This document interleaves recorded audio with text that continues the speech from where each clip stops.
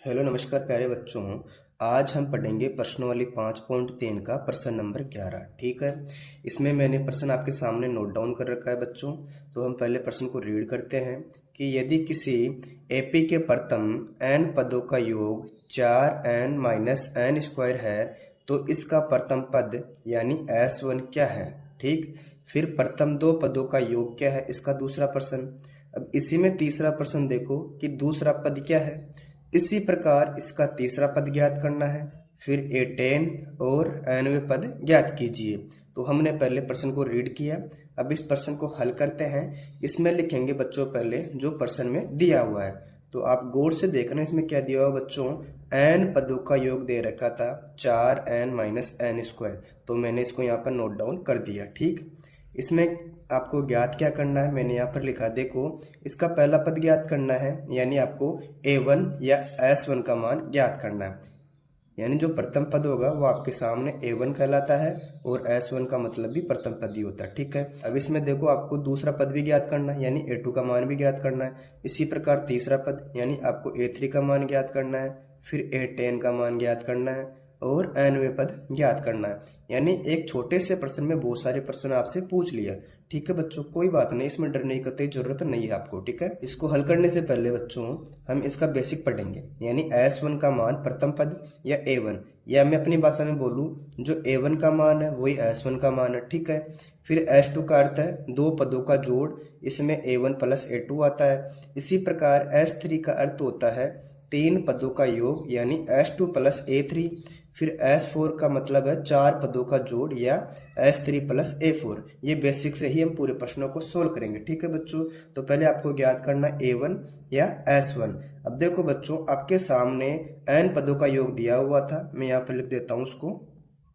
इसमें था 4n minus n square. ठीक है, अब पहले आपको n का मान अपने हिसाब से रखकर इस प्रश्न की एपी बनाएंगे। यानी S1 का मान क्या दिया हुआ है, S2 का मान क्या दिया हुआ है और S3 का मान आपको क्या दिया हुआ है। तो बच्चों मैं यहाँ पर कर देता हूँ, n का मान पहले 1 रखेंगे, फिर 2 रखेंगे, फिर 3 रखेंगे। ठीक है, हम बिल्कुल बेसिक से पढ़ रहे हैं। तो हमने रखा पहले n बराबर 1,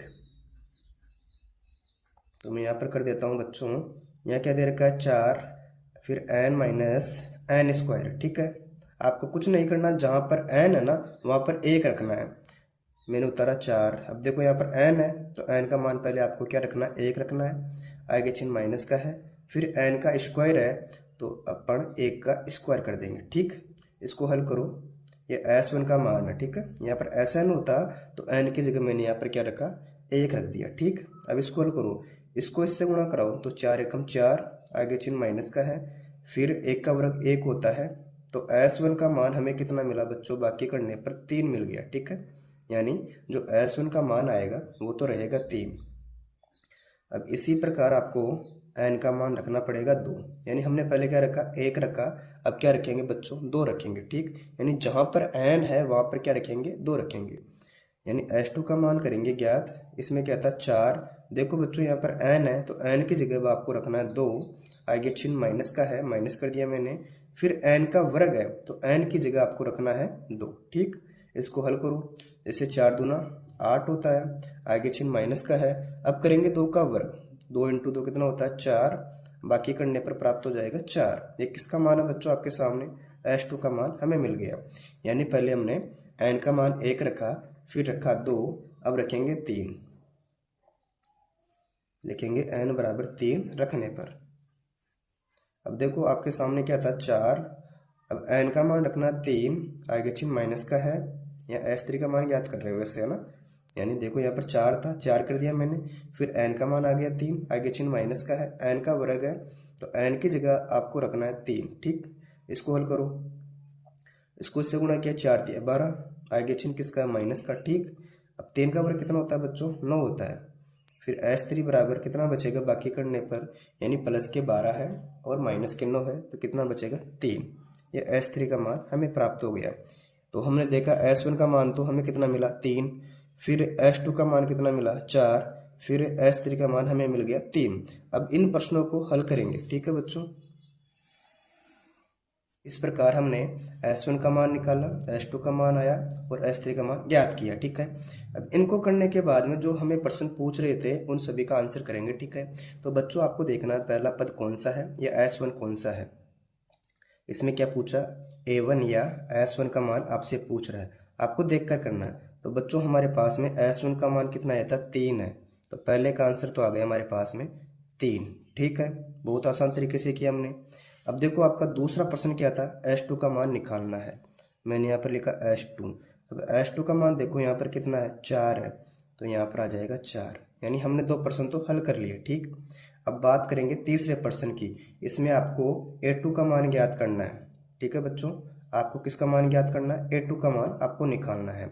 अब आप जानते हो कि S2 का मान कितना हमारे पास में 4 है। मैं यहाँ पर कर देता हूँ, S2 का मान कितना हमारे पास में 4 है। अब देखो S2 के बराबर क्या होता है, A1 प्लस A2। इसमें जो पहला पद है और जो दूसरा पद है, इन दोनों का जोड़ किसके बराबर होता है, S2 के बराबर होता है।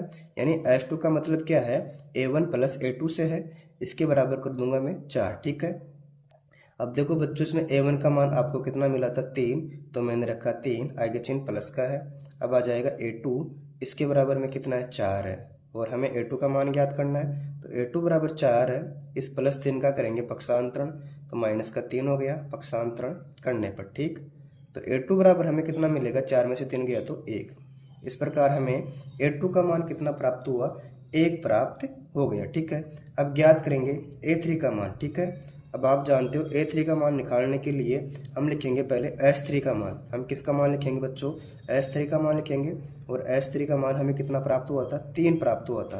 अब बात को समझेंगे, हम S3 यहाँ पर क्यों ले रहे हैं। देखो बच्चों, S3 का मतलब होता है 3 पदों का योग, यानी जो S3 होता है उसका मतलब क्या है, 3 पदों के जोड़ से है, और इसमें S3 का अर्थ है S2 प्लस A3। ठीक, इसके बराबर में कितना है, 3, यानी जो S3 है उसका मान किसके बराबर होता है, S2 प्लस A3 के बराबर होता है, और इसका मान प्रश्न में कितना मिला था, 3, तो मैंने यहाँ पर लिखा 3। ठीक, अब यहाँ पर S2 का मान आ जाएगा, तो बच्चों देखो S2 का मान हमें कितना मिला था, 4, और हमें ज्ञात करना है A3 का मान, इसके बराबर में कितना है, 3। मैं यहाँ पर लिखूँगा A3, इसके बराबर में 3 है। अब यहाँ देखो प्लस का 4 है, तो इसका करो पक्षांतरण, तो माइनस का 4 हो गया पक्षांतरण करने पर। ठीक है, अब A3 बराबर कितना आएगा, यहाँ प्लस के 3 है, यहाँ माइनस के 4 है, तो कितना बचेगा बच्चों, माइनस का 1 बचेगा। तो हमें तीसरा पद कितना प्राप्त हो गया, माइनस का 1 प्राप्त हुआ। ठीक है, अब यहाँ तक तो कोई दिक्कत नहीं है ना। अब इसका अगला प्रश्न देखेंगे A10। हम क्या ज्ञात करेंगे बच्चों, हम ज्ञात करेंगे A10। इसका मतलब क्या होता है, A प्लस 9D। ठीक है, इसमें आपको पहले A का मान लिखना पड़ेगा और फिर D का मान आपको निकालना पड़ेगा। ठीक है, अब इसके लिए आपको देखना पड़ेगा AP। इसमें जो A1 का मान था वो कितना था, यानी जो S1 का मान था वही A1 का मान था, तो A का मान तो हमें मिल गया बच्चों 3। ठीक है, अब D का मान यानी सारवंतर ज्ञात करेंगे, A2 माइनस का A1 करेंगे। अब इसमें आपको देखना पड़ेगा कि दूसरा पद कौन सा था, यानी A2 का मान हमें कितना मिला था, देखो यहाँ पर 1, इसमें से माइनस करेंगे A1, और A1 कितना था, A1 का मान आपके पास में 3 है, बाकी करोगे तो माइनस का 2 आ जाएगा। इसमें देखो आपको पहले A का मान ज्ञात करना है, फिर D का मान ज्ञात करना है, इन दोनों मानों को फिट करेंगे, इसके अंदर आंसर आ जाएगा। अब देखो यहाँ पर पहले आएगा A का मान, तो बच्चों A का मान तो 3 है, आगे चिन्ह प्लस का है, अब उतारेंगे 9, अब आ जाएगा D का मान, और D का मान कितना, माइनस का 2। ठीक, अब यहाँ उतारो 3, इसको इससे मल्टीप्लाई करो, यानी 9 को 2 से गुणा करते हैं तो 9 दूना 18 आता है, और माइनस का 18 आ जाएगा। ठीक, फिर बाकी करेंगे तो माइनस का 15 आ जाएगा।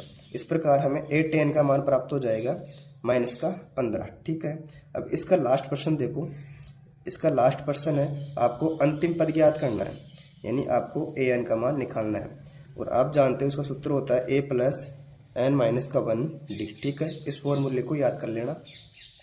अब देखो बच्चों A का मान हमारे पास कितना था, 3, आगे चिन्ह प्लस का है, फिर n का मान तो हमारे पास है ही नहीं, तो n माइनस का 1 कर दिया।